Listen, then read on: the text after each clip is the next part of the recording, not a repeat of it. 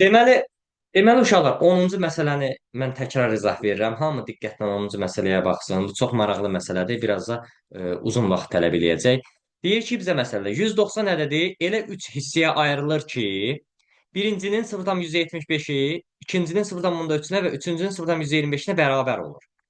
Aha, bunlar bax bərabər olur da. Biz ona görə hər birini bayaq qiymətləndirdik. Bu ədədlərdən böyük olanını tap. Tamam. Biz 190 ədədindən danışırıq və 3 hissədən danışırıq uşaqlar. Baxın mən yazıram birinci hissə, ikinci hissə və üçüncü hissə. Bu üç hissəyə ayırdıq biz ədədləri. Deməli deyir ki, birincinin 0,75-i. Yəni gəlin bizə birinci ədədləri biz ifadə eləyək nə ilə, hər hansı bir dəyişənlə. Birinci x deyək, birinci ədəd, ikinci ədəd y olsun, üçüncü ədəd də z olsun, tutaq ki. İndi birincinin 0,175-i.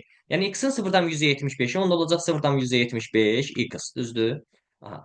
Y-in 0,3-nə bərabərdir. Yəni y-in də 0,3-ünü tapanda olacaq 0,3 y. Z-in isə deyir 1,125-nə bərabərdir. Yəni z-in də yerinə mən yazacağım onda z-in 1,125-i də onda olacaq 1,1 daha doğrusu üzr istəyirəm 0,125 z. 0,125-dir. 3 dənə ədədi uşaqlar biz göstərdik dəyişəndən. İndi bizdən də bunların ən böyük olanı tapmaq tələb olunur da. Onda belə eləyək. Bunlar da 3 axı bir-birinə bərabərdir uşaqlar. İndi bax deyir birincinin %75-i, ikincinin 10-dan üçüncünün də 0,125-nə bərabər. Yəni bunlar üçü bir-birinə artıq bərabər olmuş olacaqlar da. Biz belə qəbul edirik. Məsələdə belə deyil. Gəlin belə eləmək üçün bunlar əgər üçü bir-birinə bərabərdirsə, hər biri mənim ixtiyarım var ki, bir ədədlə, bir dəyişəndən göstərim. Məsələn, birinci ədədi mən göstərə bilərəm ki, 0,175 x bərabərdir buna bir A ədədi deyirəm. Əgər bu A ədədidirsə, onda 0,3 y də 0,3 y də mən A ədədinə bərabər yaza bilərəm də. Çünki üçü də bir-birinə bərabər idi axı uşaqlar. Yazıram. 0,125-i də onda mən A ədədinə bərabər yaza bilərəm də. Onda yazıram 0,125 z-də bərabərdə bir A ədədinə.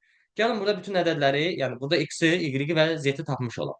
0,175 x a-ya bərabərdirsə, onda x sözü nəyə bərabərdir? A bölək %75, yəni 0,175.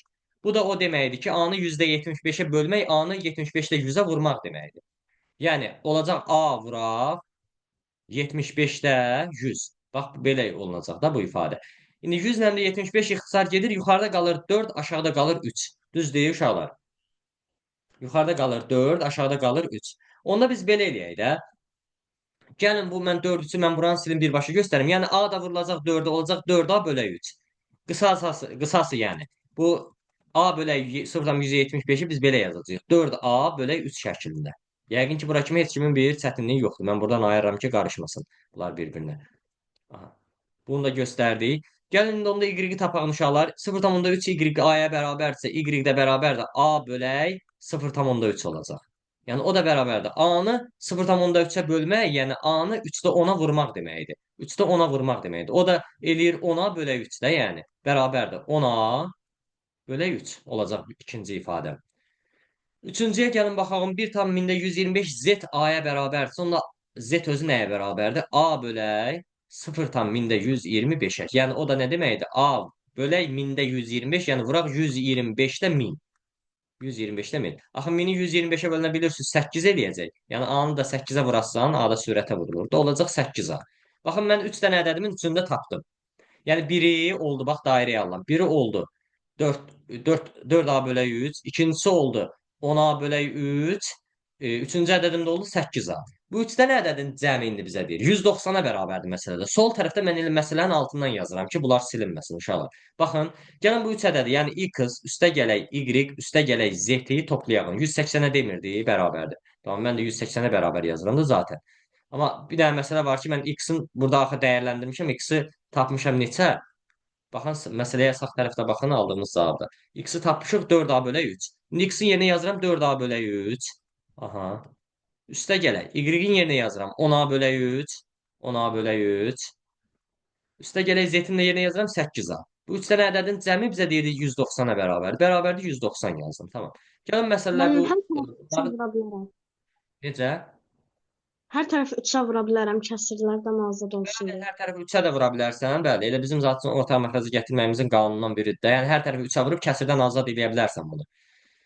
Ya belə eləyək. İndi sənin dediyin kimi eləyək. Gəl bu kəsirlərin hər birini, bax bunu ayrıca, bunu ayrıca, bunu ayrıca və bu tərəfi ayrıca hər birini 3-ə vurub belə deyək, kəsirləri kəsirdən azad eləyə bilərik məsələn ki, hesablamamız daha asan olsun. Gəlin vurağın hər tərəfi 3-ə məsələn. Deməli, onda olacaq birinci tərəfi 3-ə vuranda 3-dən 3 ixtisar getsə qalacaq 4A. Olacaq 4A üstə gələk. İkinci tərəfi 3-ə vuranda 3-dən 3 ixtisar getsə qalacaq 10A. Üstə gələk 10A. Üstə gələk 8-i 3-ə vurarsan, eləcə 24A bərabərdir 190-ı da 3-ə vurarsan, eləcə 3 vuraq 190. Belə yazıram açıq. Aha. Bu elədir 4A, 10A, 24A. Cəmi bir yerdə neçə A-ya bərabər olur uşaqlar? 14, 24. 38A. 38A bərabərdir. 3-ü də 190-a vuranda 0, 27, 2 yadda 570 elədi. A da bərabərdir neçə? 570-i də 38-ə böləndə, deməli 57-də bir dəfə 15 dəfə düşmüş olacaq.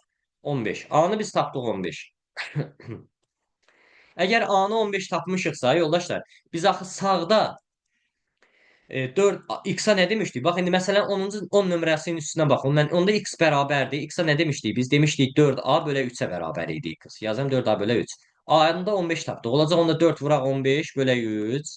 O da bərabərdir. 15 ilə 3 ixtisar gedib qalır 5. 4 vuraq 5 20. Deməli x-im oldu 20. Y-ə gəlirəm. Y bərabərdir. Y-i neçə tapmışdım? 10a bölək 10a bölək 3 tapmışdım.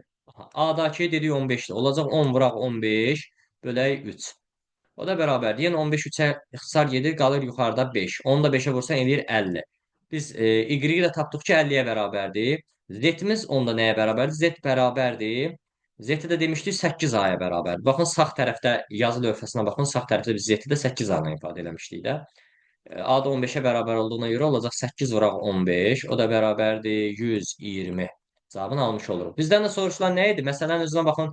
Deyir ki, bu hissələrdən böyük olanını tapın. Biri 20-dir, biri 50-dir, biri isə 120-dir. İndi böyük olan hissə hansıdır? Təbii ki, 120-dir. Deməli, doğru variant olacaq D variantı. 120.